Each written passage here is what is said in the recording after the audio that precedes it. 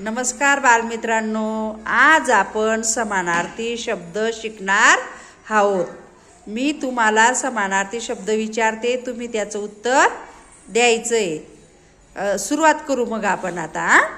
आई, वडील, घर, नदी, सागर, वारा, रान, डोळा, हात, पाय,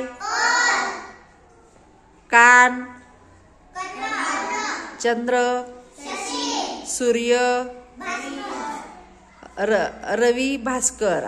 नदी, नदी, सागर, फूल, ढग, घर, डोळा, छाती, गणेश, पोट, पोट, उदर, पोट,